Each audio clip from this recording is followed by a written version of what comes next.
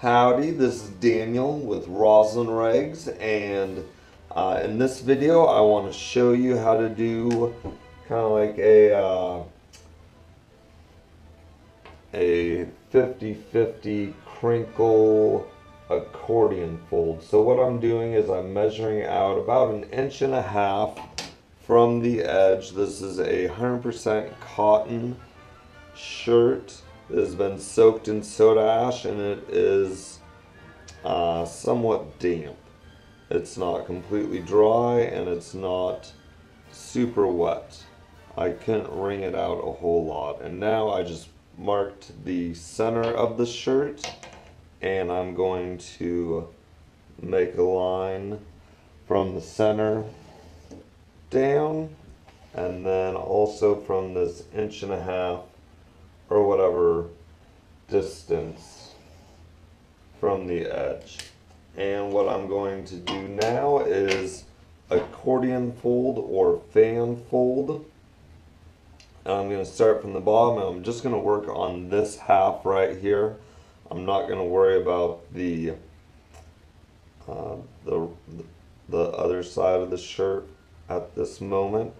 And what I'm doing is I'm creating a series of pleats, or just little folds that I'd like to get about as even as I can for this fold.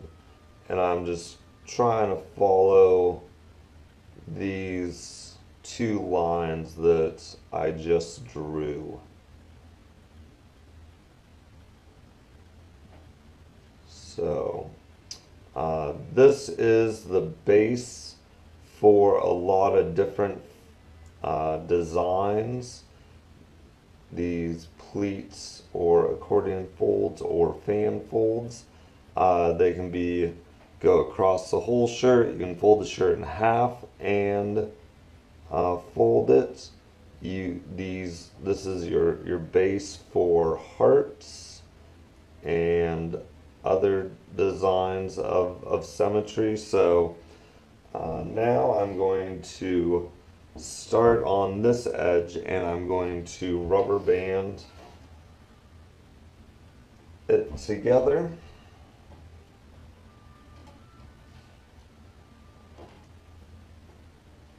I'm just focusing on rubber banding. Oops, that just broke.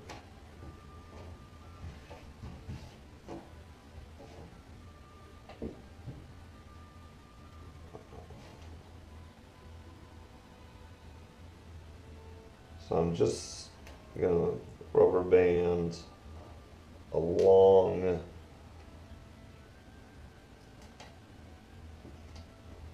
this line right here. And these are kind of big rubber bands. So what I'm gonna do on this part is I'm just gonna kind of crinkle it up, put it back into this side of the shirt, because this is all going to get one color.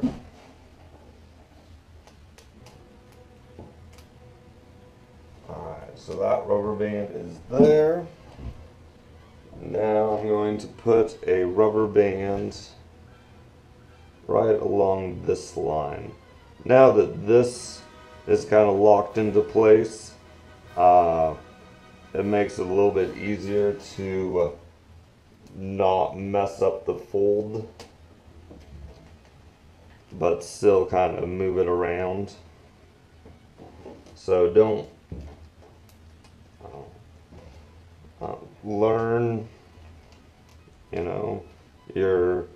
your points where you can do that and it works, or where it won't work. So now how I'm looking at it is I have red here and purple over here, so I have orange, yellow, green, and blue in this section. So I have 4 more colors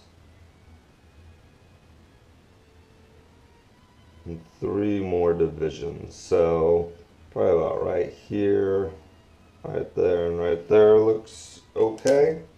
So So now I'm going to put rubber bands along each of these lines that I just drew.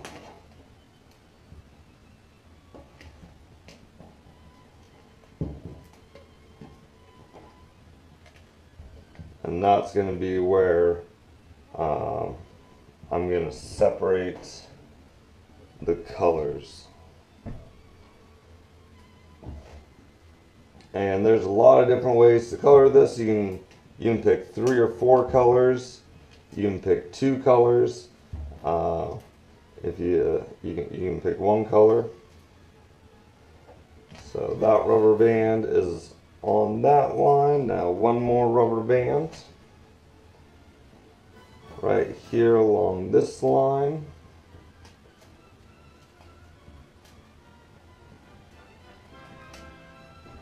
Now for the rest of the shirt, what I'm going to do is a crinkle fold.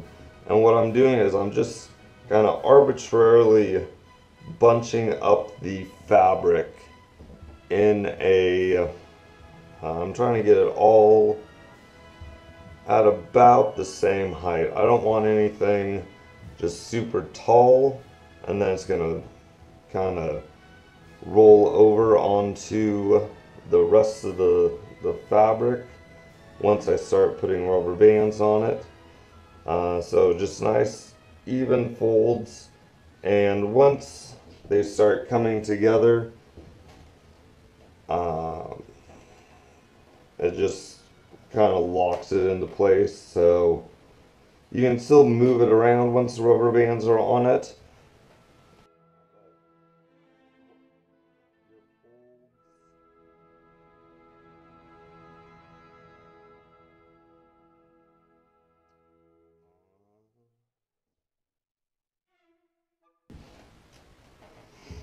Your folds don't matter as much once you start putting the rubber bands on it. The rubber bands will dictate the folds more than your fold, as long as you try and get the rubber bands to work with the way that you folded it. So probably 1 or 2 more rubber bands.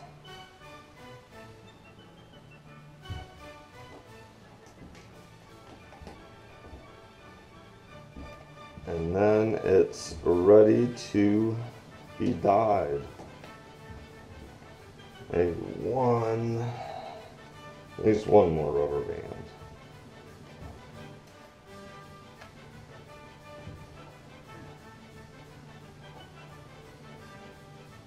Alright, so here you go. Let's go dye it. We are back. We have the soda ash folded piece on the dyeing rack, and I have red, orange, yellow, green, blue, and raspberry in front of me. So I'm going to start with the red, and here is the sleeve and just the short side, the 1.5 inch of fabric of shirt.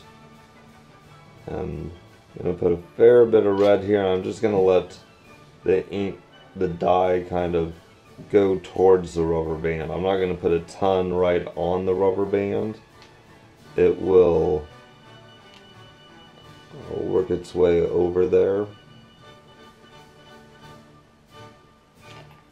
That's probably enough on this side. Now orange. And these dyes are from dharmatrading.com and gratefuldyes.com, Colorado wholesale dye. They have some good colors. And the orange, I'm putting just in this little section here. That feels like enough. I will turn the piece over before I'm all done with it to check on the amount of saturation that I'm getting, and I'm going to put the green mostly on this half. not towards the yellow section.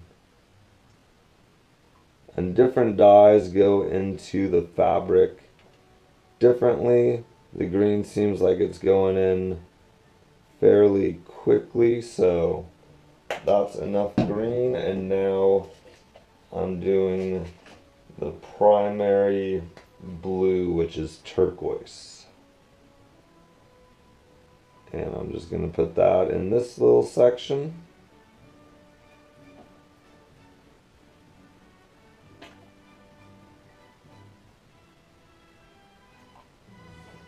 That seems like enough for me. And now raspberry. And raspberry is a purple with some blue in it.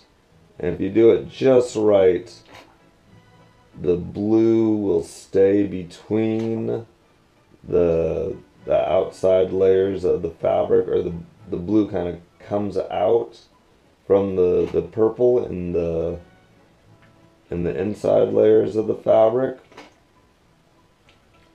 So if you put on too little, you get a bunch of white and a little bit of blue. If you put on too much, then you just get the purple. But this is a really fun color to experiment with. So that feels like enough raspberry. Now I'm going to check the piece and see how much saturation we got through everything, and that looks pretty good. I may put a little more raspberry on. And I have a little bit of water here to wash off my gloves. And I'll put a little bit more raspberry right in here. Alright, now we're going to turn it over, and I'm going to repeat the process on the other side, but I'm going to give myself about a half step or a little bit less than that of a difference. So last time I didn't really put the red past this point. This time I'm going to put the red a little bit past this, and this will kind of give you the tie-dye look, or the fingered look, the feathered look. If you just offset the colors from the first side and then the second side, or this side. That looks good for red. Now I'm going to do some orange. And I know I haven't put the yellow there yet, but I'm pretty sure that this will work itself out. So if I just put some orange right along that, the orange seems like a thinner dye than some of the other dyes, so I haven't put any orange on the other side of this rubber band, but it's already leaking its way that way into where the yellow section, the main yellow section is. Now I will do green, and even though I didn't really put too much green on this half of this section, it still kind of worked its way over towards the yellow section. I'll put a little bit of green right here going into the blue. Now the next color is blue, and I will put some blue right here into this section, and then going into the raspberry section. I think I'll put a little bit more green right there.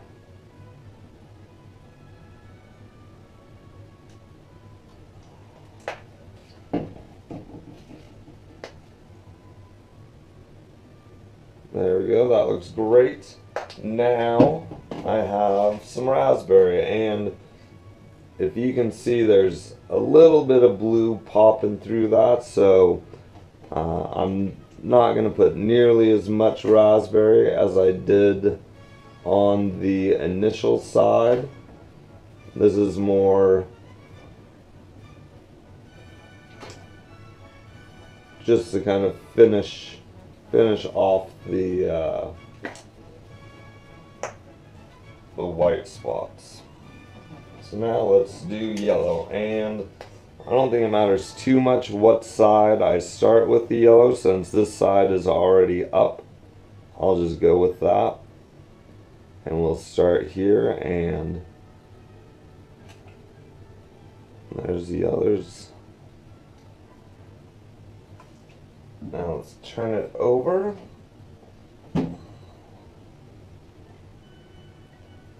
And put yellow on this side.